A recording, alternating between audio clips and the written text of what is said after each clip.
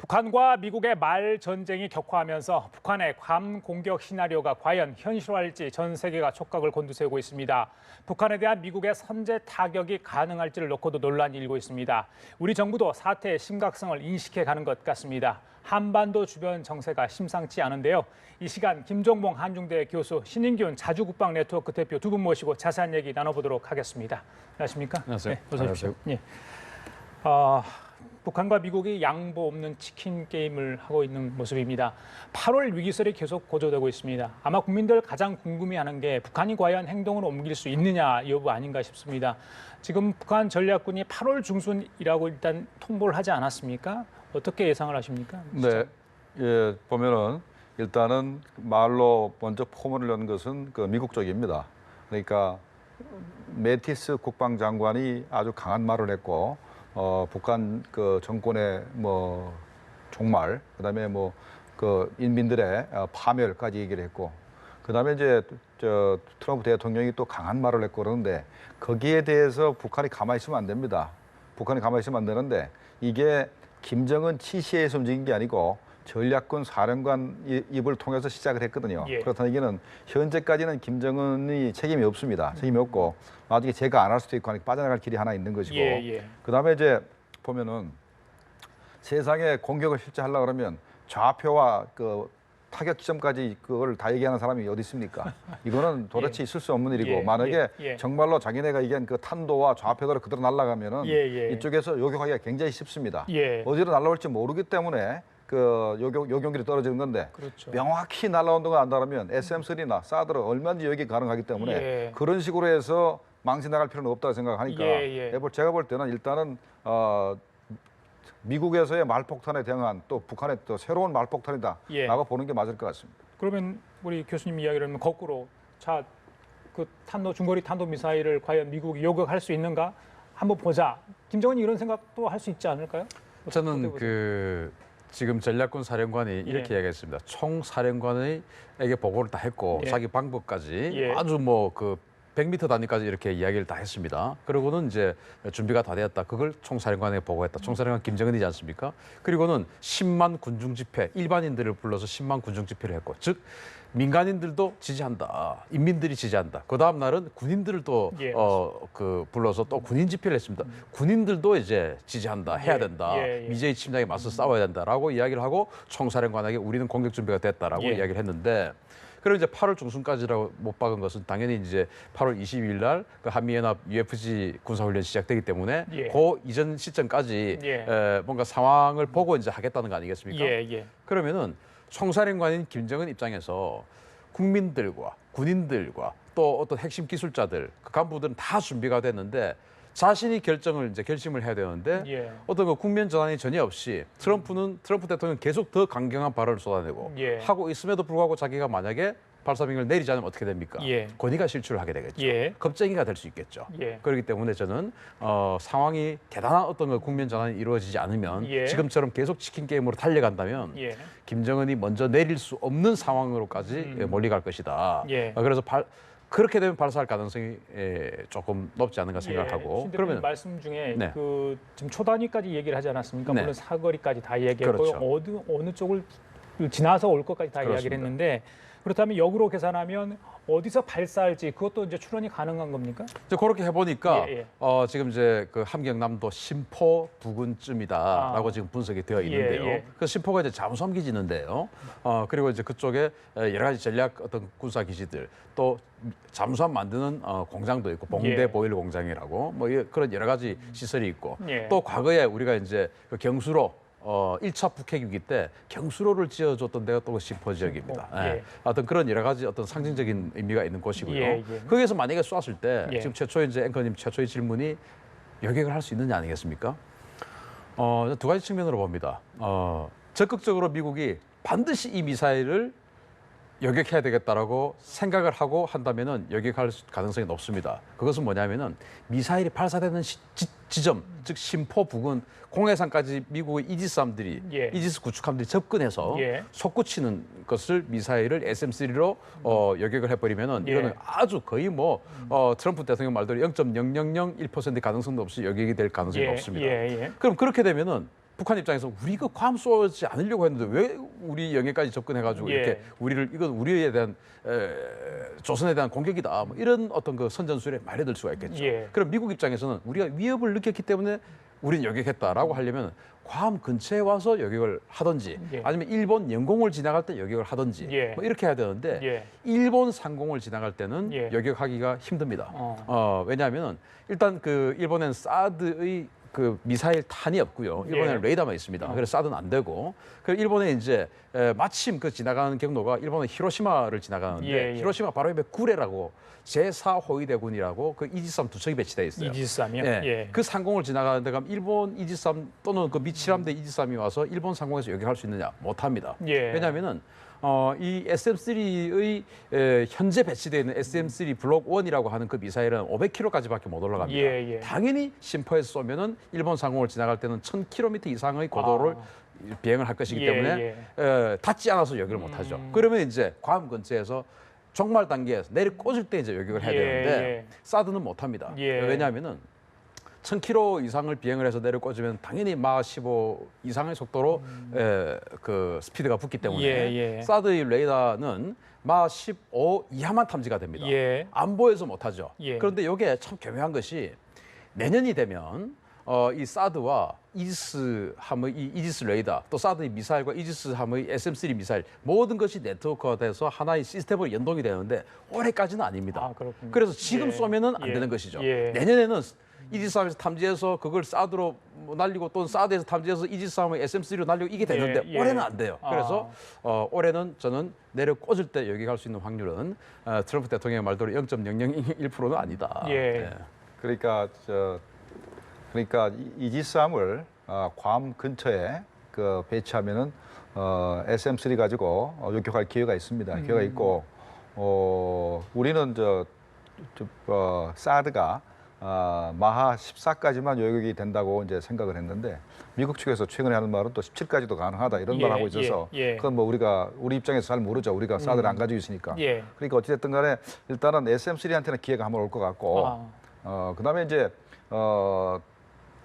미사일이 떨어질 때 속도가 많이 붙거든요. 예, 그러니까 예. SM3가 훨씬 더 예. 확률이 높고 예. 그다음에 또 전방으로 바로 날아올 때 막을 때까지는 굉장히 요격 확률이 높습니다. 그래서 진짜 북한이 괌을 공격할 괌을 실제로 공격할 의사가 있으면은 요격 확률이 굉장히 높습니다만은 그게 아니고 북한이 처음에는 정상 발사를 했다가 괌 근처에 와가지고 이게 각도를 높여서 고각으로 해서 떨어지게 만들어서 그러니까 SM3의 요격 범위를 넘어가서 괌의 후방 정도에 한 4, 50km 떨어지게 되면 그렇게 하면 그건 못 맞출 것 같아요. SM3도 힘들고 사드도 거긴 맞추지 못할 것 같기 때문에 북한이 쏜다 그러면 포위 사격한다 그랬지 않습니까? 그러니까 그걸 SM3를 피하고 사드를 피해서 후방 지역에다 떨어뜨리면 그건 막지 못할 것 같다라고 저는 생각을 합니다. 방금 말씀하신 것 중에 이제 그 30에서 40km 그쪽 해역에 이제 떨어뜨리겠다 했는데 들어보니까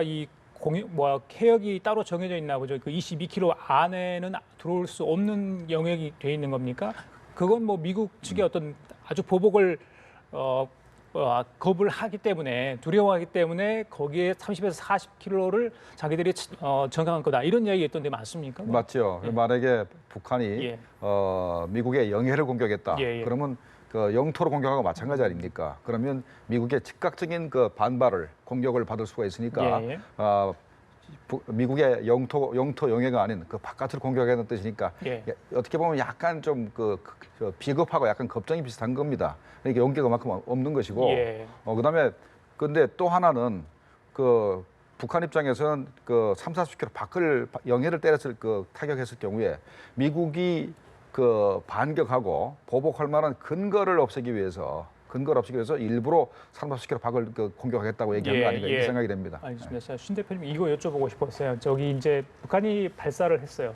그러면 언제 어떻게 할지는 모르잖아요. 지금 시간은 모르니까. 그런데 그 시간대에 민간 항공기가 그 하늘을 날아가는데 물론 이제 그보다 궤도가 훨씬 더 낮게 날아가는데 그 시간대에 혹시 뭐 위험한 상황은 벌어지지 않은 겁니까? 어떻습니까?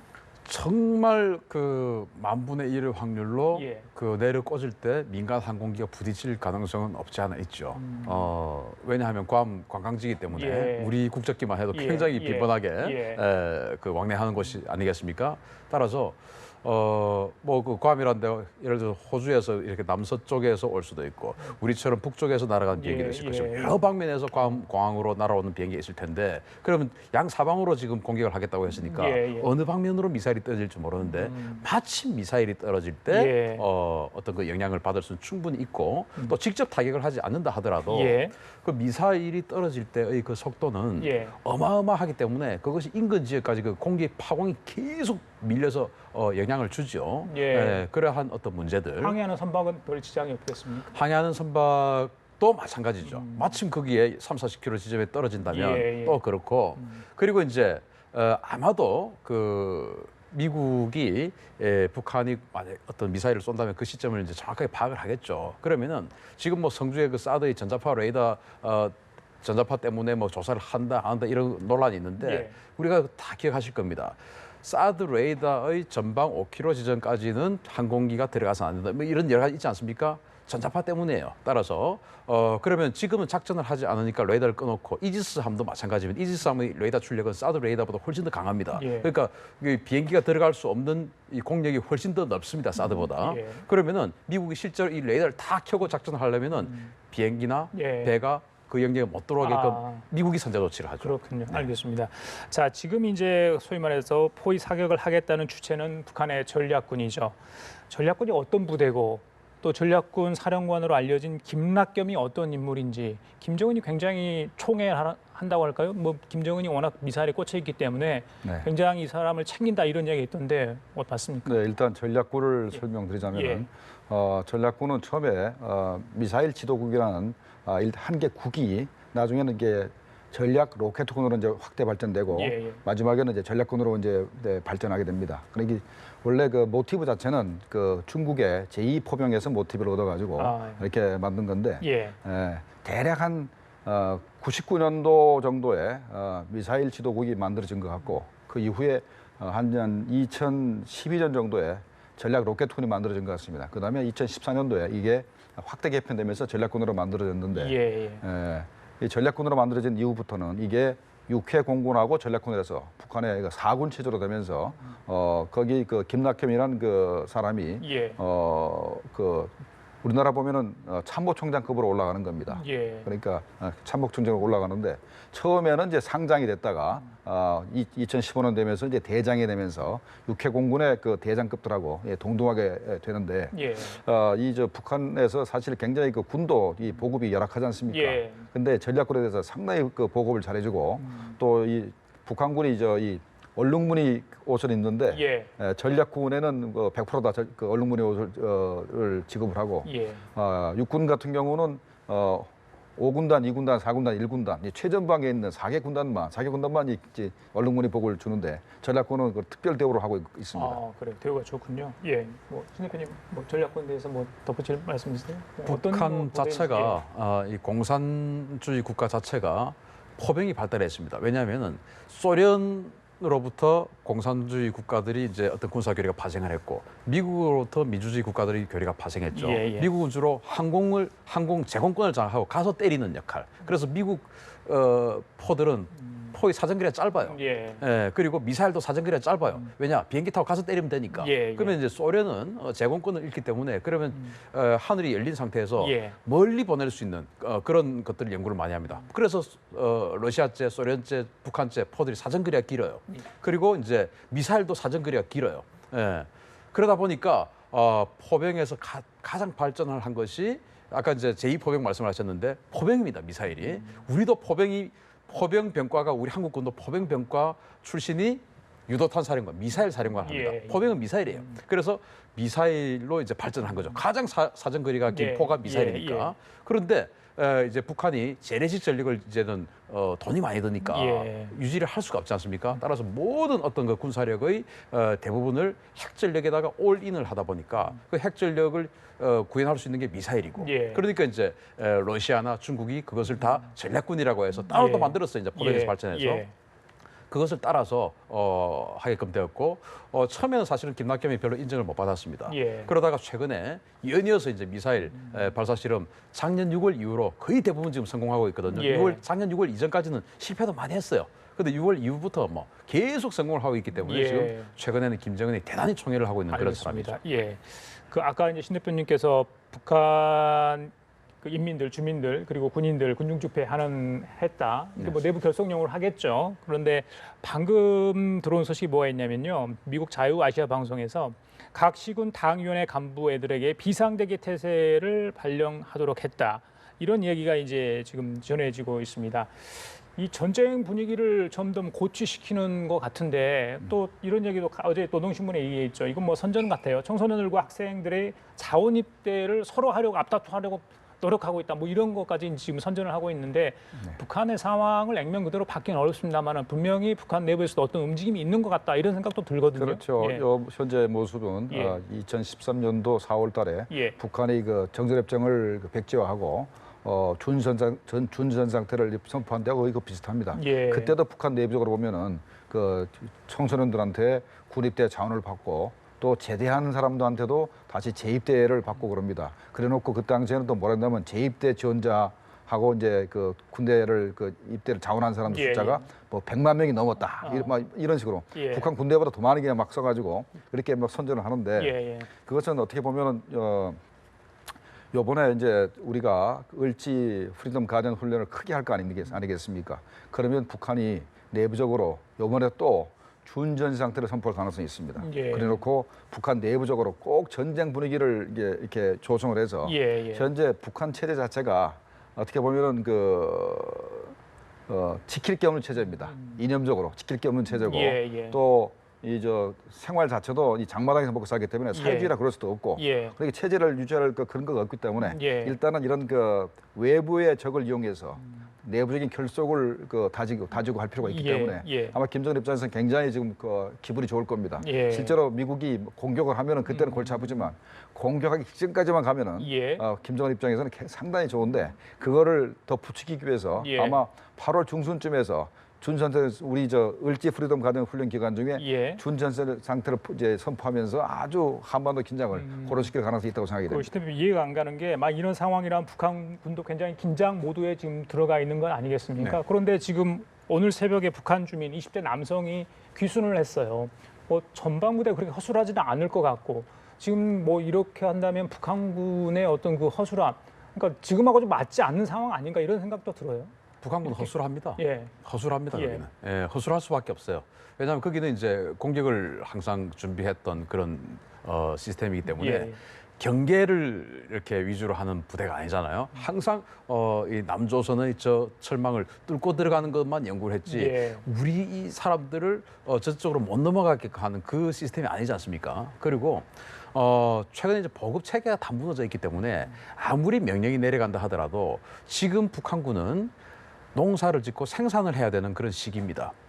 지금 여름에 농사를 짓지 않으면 이 북한군은 자력경생 체제이기 때문에 이 겨울을 날 수가 없어요. 예. 따라서 지금 열심히 농사 짓는 시기에 아무리 어떤 그 위에서 다그친다 하더라도 예, 일단 예, 부대의 예. 생존을 위해서 예. 해야 할 일이 있어요. 예. 그러다 보면 당연히 경계 임무에 대부분의 어떤 그 병력이 투입될 수가 없고 예. 예를 들어서 압록강이나 두만강 지역에 있는 경계 부대는 경계를 잘할 수가 있습니다. 예, 예. 왜냐하면 거기는 아주 소득이 있는 부대거든요. 예, 그런데 오늘 강화도 앞에 있는 그런 부대들은 소득이 없어요. 거기서 뭐 탈북자에게 어떤 뭐 커미션을 받는다든 이런 것도 없고 하니까 예, 예. 완전히 그냥 자기네들이 아. 농사를 지어야 되니까 아주 경계가 허술하군요. 우리 생각보다는 허술할 수밖에 없습니다. 알겠습니다. 자, 엊그저께 아세안 지역 안보 포럼이 있었죠. 거기서 이제 북한이 어느 정도 고립되어 있는가는 느낌이 받았는데 내일 모레 13일부터 17일까지 백두산 위인 칭송대라는 이게 국제 행사래요. 이게 외국에서 손님들 와 초대해서 무슨 행사를 하는 것 같은데 저는 처음 들어봤거든요. 교수님 이거 어떤 행사입니까? 이게 뭐 세습 우상화하는 행사라고 제가 들었는데. 그렇죠. 예. 이게 백두산 위인이 세 사람입니다. 예, 예. 김일성, 김정일, 그다음에 김정숙. 이게 3대 장군으로서 세 사람인데 이 세 사람을 그 위인을 칭송하겠다라고 예, 예. 이제 해서 벌써 작년부터 준비를 해왔고 또 금년도 신년사에 그 얘기가 나옵니다. 백두산 위인 칭송대를 하겠다고 그 얘기가 나오는데 예, 예. 이게 보면은 이렇게 요번에 북한이 이렇게 많은 문제를 일으키지 않았으면 예. 그래도 외국에서 사람들을 불러다가 이렇게 좀 그래도 행사를 좀 크게 해야 되는데 현재 행사를 크게 할 수 있는 여건이 아닙니다. 유엔 제재 국면이 그렇기 때문에 더군다나 뭐 원비어 사건도 있고 그렇죠. 하기 때문에 그 해외 여행자도 많이 줄고 해서 그런데 이제 생각보다는 아마 저 자기들이 원했던 것보다는 굉장히 그 생산 자체가 줄어들 것이고 그다음에 아까 김낙겸이가 왜 8월 중순까지 기다리냐 하는 얘기하는데 그게 을지 프리덤 가디언 훈련도 있지만 백두산 위인 칭송대회가 끝난 다음에 김정은한테 재가를 받겠다 이런 얘기입니다. 왜냐하면 김정은 입장에서는 자기 할아버지하고 할머니 그다음에 자기 아버지의 그 3대 위인을 칭송하는 국제대회를 크게 해야 되는데 행사도 평양에서 한번 크게 하고 또 세 사람의 활동 무대가 이제 백두산에 그래서 백두산에서 한번 이게 큰 행사를 2번 해야 되는데 그 행사가 끝나면 17일인데 그 즈음에 한다고 볼 수 있어요. 그렇죠. 많이 쏜 다음에 그 17일 이후에 쏘게 될 겁니다. 또 21일부터 을지 프리덤 가디언 있고요. 그렇죠. 그 기간인데 하여간 그 김낙겸이가 왜 8월 중순까지 기다리겠다는 것이 가장 큰 것이 바로 백산 위인 칭송대회지 을지 프리덤 가디언보다는 그렇게 보는 게 맞을 겁니다. 알겠습니다. 신도시 괌이 멀지 않는 곳이죠, 사실은. 그런데 지금 우리 교민들도 꽤 많이 6천여 명이 거주를 하고 있고요. 뭐 관광객도 정말 많이 가고 있는 상황인데 지금 이제 미국 쪽에서는 미국 주민들 같은 경우는 뭐 비상 대기 상태도 하는 분들도 있다 이런 소식까지 들려요. 지금 그쪽 분위기는 좀 심상치 않아 보입니다. 우리 국민들만 지금 태어나죠. 전 세계에서. 지금 사실은 뭐 제가 지금 연합뉴스에 와서 지금 방송을 하고 있지만 미국의 CNN이라든지 NBC, ABC 이런 그 미국 그 메이저 방송국들이 대규모 취재단을 지금 한국에 파견했습니다. 방금도 제가 뭐 또 인터뷰하고 전화도 하고 있었는데 거기에서도 지금 차량마다 비상식량을 배치를 한답니다. 네, 혹시 이제 차량 이동을 취재하러 다니도 어떤 일이 발생할지 모르기 때문에 그 정도로 이제 그 외부에서 바라보는 시각과 우리는 70년 동안 늘상 해왔던 일이기 때문에 그러다가 또 뭐 그냥 끝나지 않겠어? 또 뭐 해봐야 또 우리하고는 뭐 이런 어떤 그 내성이 너무 과하게 지금 있는 것이 아닌가 생각하고 그러다 제가 뭐 괌 주민들이 이 방송을 볼 수 있는지 모르겠지만 괌에 미사일 떨어질 일은 0.001%도 없다. 그러니까 생업에 종사하셔도 되고 차라리 위험하면 여기가 더 위험하지. 또 뭐 괌에 관광 가려고 했던 사람들이 갈까 말까 뭐 어떻게 해야 되지라고 우리 국민들도 지금 망설이는 분도 있다고 하지 않습니까? 정말 냉정하게 말씀드리면 괌이 더 안전합니다. 알겠습니다. 뭐 대피훈련 한다 그러니까요. 일본도 뭐 대피훈련 하는 그런 현들이 있다 그러니까 우리도 적어도 옛날에 민방위 훈련 정도는 다시 하는 게 어떻겠나 생각이 듭니다. 그래서 한 달에 한 번씩 뭐 지하철로 대피한다든가 하는 훈련을 할 필요가 있습니다. 물론 뭐 전쟁 가능성이 그렇게 높다 생각은 안 하지만은 그래도 북한이 핵무기를 가지고 있고 하니까 우리 지하철 정도면 뭐 일단은 직접 타면 안 맞으면 그 지하철 그 내부에 들어가든가 아니면 아파트 지하 주차장에 들어가면은 몸을 보호하고 생명을 보존할 수 있기 때문에 일단 북한의 그 재래식 뭐 공습도 좋고 또 아니면 뭐 북한의 핵 공격을 대비를 해서 일단은 뭐 옛날처럼 좀 민방공 훈련을 좀 강화했으면 좋겠습니다. 알겠습니다. 우리 정부 관계자들 좀 귀담아 들었으면 좋겠고요. 미국 측 이야기 좀 할까요? 미국도 이제 어떻게 방어를 할지 또 만약에 정말 공격을 한다면 어떻게 이제 또 선제 공격을 또 할 수 있는데 이 선제 공격이 과연 정당 방위냐 이게 이제 미국 언론이나 전문가들 사이에서 좀 논쟁이 되는 것 같습니다. 정당 방위로 인정되려면 법적인 요건이 있어야 될 것 같아요. 우리 뭐 상식적으로 그러지 않습니까? 어떻습니까? 이 전쟁 상황, 이런 국가 간의 이 정당 방위 인정이 될 수 있나요? 정당 방위냐 아니냐 하는 부분에 있어서 그 뭐 작은 나라들은 그게 나중에 법적인 논쟁이 될지 모르지만 세계 제일의 배권 국가가 자기가 위협을 받았다. 그래서 선제 공격했다 그러면 거기에 누가 토를 달 수가 없습니다. 그렇기 때문에 미국이 뭐 전쟁하고 싶으면 하는 것이기 때문에 거기에 뭐라고 할 수가 없는 것이고 다만 이제 그 전쟁을 선포할 수 있는 권한이 뭐 대통령에 있느냐 의회에 있느냐 그런 얘기 지금 나오고 있죠. 나오고 있는데 재밌는 게 우리나라는 그 헌법에 대통령이 전쟁 선포권이 있고 의회가 나중에 동의를 하게 되어 있습니다만 미국은 전쟁 선포권이 의회에 있습니다. 의회에 있고 대통령이 만약에 일방적으로 전쟁을 시작하면은 60일 내 의회에 보고를 해서 의회의 재가를 얻어야 되기 때문에 일단 미국은 의회에 그 전쟁 선포권이 있습니다. 그런데 이제 트럼프 대통령 입장에서는 아마도 이 한반도에서 이 분쟁이 60일이 안 갈 거로 계산할 겁니다. 그래서 아마 자기가 전쟁을 시작한다 하더라도 예. 60일 내에 끝낼 수 있다라고 생각할 가능성이 있습니다. 신 대표님 뭐 사회 일단 급하니까요. 선제 공격하고 사회 승인 이런 거 안 됩니까? 되죠. 그 방금 말씀하신 예, 그대로고요. 예, 예.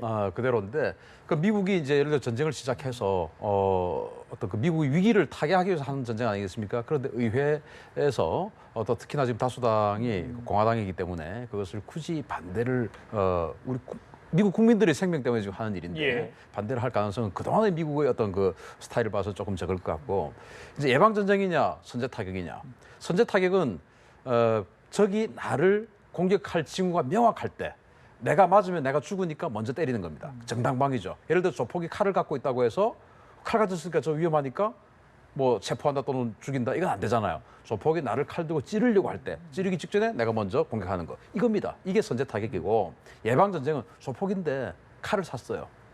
그리고 내 옆에 와 그냥 내 근처에 있어요. 예. 그러니까 너 좀 위험해 보여. 그래서 이제 제거를 한다. 이게 이제 예방 전쟁인데 예. 예를 들면 2001년, 2004년도에 그 이라크전과 아프가니스탄 전쟁이 있었지 않습니까? 아프가니스탄 전쟁은 합법적인 전쟁이었습니다. 예, 왜? 미국이 예. 9.11 테러 공격을 당했기 때문에 그 공격의 주체가 오사마 빈 라덴이고 뭐 그래서 그 탈레반 정권이 보호하고 뭐 여러 가지 명분을 얻었죠. 예. 그래서 다국적군이 아프가니스탄 전쟁을 지원을 했었습니다. 그런데 이라크전은 후세인 이제 잡았던 전쟁 아니겠습니까? 예방 전쟁이었죠. 예. 그래서 이라크전에 대해서는 유엔에서 인정하지 않고 국제사회에서 도움을 주지 않았죠. 그렇지만은 그 이라크전을 미국이 일으켰다고 해서 예. 미국이 지금 국제사법재판소에 끌려가서 뭔가 어떤 그 제재를 받는가 그건 예. 아니죠. 어. 따라서 국제사회는 엄격하게 말하면 힘만이 존재하는 곳이기 지난번에 때문에 미국이 그 4월 달인가요? 시리아 그 미군 기지, 네. 그쪽 그 시리아 기지, 공군 기지 타격하지 않았어요? 그것도 예. 그리고 그 전에도 예. 이스라엘이 이라크의 오시라크 원자력 발전소를 폭격을 했죠. 또 시리아를 폭격했죠. 다 그것도 예방 전쟁입니다. 그렇지만 예, 미국이 예. 괜찮다. 왜? 어. 자기네들이 안보와 관계되니까. 그래서 예. 정말 엄밀히 이야기하면 국제사회는 사실은 뭐 어떤 그 무정부 상태 아니겠습니까? 예. 그러면은 무정부 상태에서는 가장 힘센 사람의 발언이 예. 지배를 하는 것입니다. 따라서 알겠습니다. 미국이 결심하면 하는 것이지 이게 합법이냐 불법이냐를 따질 예. 필요는 없을 것 같습니다. 예. 한반도에 물론 이제 긴장이 고조고 있는 상황인데 북한 리스크 이거 어떻게 최소화할 수 있는지 그런 방안을 좀 고민해야 할 것 같고 그 비상계획 아까 잠깐 무슨 뭐 비상 식량 같은 것도 네네. 준비를 한다는 말씀하셨는데 그러니까 큰 그림의 어떤 비상 계획이 과연 정부가 있느냐 뭐 민방 훈련도 그 중에 하나일 수도 있는데 지금 이 정도의 위기감이라면 뭔가 나와서 국민들이 어떤 뭐 행동을 해야 될지 지침 그리고 또 정부가 가지고 있는 어떤 대외교적인 어떤 그런 플랜들 이런 게 짜여 있는지 국민들은 잘 모르거든요. 어떻습니까? 정부에는 각 사건별로 해서 예. 한 뭐 1000여 가지의 그 케이스별로 예. 매뉴얼이 만들어져 있긴 합니다. 뭐 핵 문제 관련해서는 옛날에 제가 만들었었어요. 아 그러세요? 예. 만들었는데 예. 어찌됐든 하여간 그 매뉴얼 다 있지만 현재 정부 입장에서는 아직까지 예. 상황이 이렇게 전쟁으로 갈 거로 이제 보지 않고 예. 이런 뭐 아직까지는 그 위기 상황이 거기까지 안 갔다 봤기 때문에 현재 국민들한테 아직까지 이렇게 경종을 울리지 않는 것 같습니다. 정부가 그렇다면 어느 선까지 과연 국민들한테 정보를 공개하고 알려야 될지 그러니까 국민의 불안감을 최소화하는 부분도 있지만 또 알아야 할 정보들도 있지 않겠습니까? 뭐 어떻게 보세요 그 부분에 대해서? 자, 그 혹시 저 남행커님 네. 북한의 포탄이 갑자기 예. 지금 막 이 근처에 막 떨어지면 어떻게 해야 된다는 걸 정확하게 알고 계십니까? 군대는 갔다 오셨지만 아, 저는 계속 방송해야죠 뭐. 아니 예. 그러니까 예. 예를 들어 가족들은 어떻게 해야 된다는 거 가족들이요. 혹시 제대로 알고 계시나요? 글쎄요 대피 상황 가장 가까운 지하도 방호 시설로 대피하라. 아주 이제 기본적인 상황인데 예. 그럼 가까운 지하가 어디 있습니까? 예를 들어서 잘 그러니까 모르죠. 예. 요즘 이제 어떤 방송 같은 거 보면 그 방송의 어떤 그 프로그램의 막간에 예. 국민안전처 예전에 국민안전처 발로 지진이 발생했을 때 어떻게 예, 해라 이런 거 예. 지금 개도 방송 나오지 않습니까? 예. 이런 것처럼 지금 이 정도 오면 하와이, 일본, 뭐 괌에서는 뭐 핵 대비한 어떤 그런 훈련도 한다고 하는데 예. 우리는 훈련을 못한다 하더라도 그 정도 혹시 포탄이 낙하면 건물의 남쪽으로 피신을 하든지 예. 사실 지하로 안 가도 됩니다. 건물의 남쪽만 있어도 북한은 관통폭탄이 없기 때문에 예. 아무 문제 없어요. 건물이 북쪽에 있으면 북쪽에서 포탄 날아오니까 그냥 노출이 되는 건데 예. 건물이 남쪽에만 가면 괜찮아요. 뭐 그러한 또만 알아도 예. 아 내가 무조건 죽는 건 아니구나. 예. 남쪽만 가야지. 그럼 내가 있는 곳은 나의 행동 반경에서 건물의 남쪽은 어디지? 예. 이 정도만이라도 평소에 생각해 놓으면 아까 공습기뭐 올리면 남쪽으로 그냥 가면 돼요. 예. 그 정도. 또는 핵이 떨어지면 어떻게 해야 된다. 이 정도라도 궤도가 조금 필요하지 않을까 생각합니다. 예, 정부도 지금의 어떤 안보 상황에 대해서 점점 더 위기감을 좀 느끼고 있는 것 같은데 청와대 어제가 좀 달라졌죠? 위기설을 동의하지 못하겠다 했는데 이제 벼랑 끝까지 와 있는 느낌 받았다. 정의용 청와대 안보실장이 얘기했는데 오늘 오전에 이 맥메스터 미 국가안보보좌관과 통화를 했습니다. 한 40여 분간 통화를 했다고 하는데 역시 한미 특히 대북 공조 관련해서 어떻게 좀 나아갈 건가 이런 협의겠죠? 예. 그렇죠. 예. 그런데 일단은 뭐 우리 정부 입장에서는 미국이 군사적으로 대응하는 것에 대해서 우리가 원치 않는다. 예. 잘했으면 좋겠다는 말을 했을 거고. 그런데 미국 입장에서는 북한에 우리가 선제 공격하게 되면은 한국 쪽에서 어떻게 움직일 것인가 하는 어떤 행동 방식을 요구를 했을 겁니다. 예. 그래서 아마 근데 우리 국민들은 현재 북한하고 미국 간에 현재 갈등이 벌어지니까 그 남익의 일이라 생각하는데 예. 일단은 미국이 북한을 공격을 시작하면은 주한미군도 같이 북한을 공격합니다. 그러면 우리 군도 따라서 미군하고 같이 북한을 공격할 수밖에 없게 돼 있습니다. 예. 왜냐하면 북한 입장에서는 주한미군이 쏘는지 한국군이 쏘는지 그 구별이 안 되고 또 한국군하고 미군하고 같은 그런 덩어리를 보기 때문에 예. 일단은 미국이 움직이게 되면 한국도 자동으로 북한하고 전쟁이 시작되거든요. 그래서 현재 상황이 굉장히 심각한 것은 바로 예. 그런 상황이 심각하기 때문에 예. 일단은 미국이 전쟁을 시작하면 우리도 전쟁에 힘을 내게 되고 예. 그거는 곧바로 전면전을 하게 됩니다. 그래서 전면전을 우리가 목전에 뒀다는 생각을 좀 가지고 예. 우리 국민들이 경각심을 가질 필요가 있습니다. 교수님, 트럼프가 연일 강경 발언을 쏟아내고 있는데 그 배경의 하나가 중국을 좀 압박해서 지금 대북 제재 결의안이 지금 결의가 통과가 됐지 않습니까? 근데 중국이 행동을 옮겨줘야 북한을 압박할 수 있는데 움직이지 않고 있어서 중국 압박용이다 이런 해석도 있는데 일리가 있는 얘기입니까? 제가 가장 정확한 얘기가 바로 그겁니다. 예. 현재 매티스 국방장관도 굉장히 강한 언사를 하고 예. 그다음에 또 트럼프 대통령도 굉장히 강한 발언을 많이 하고 있습니다.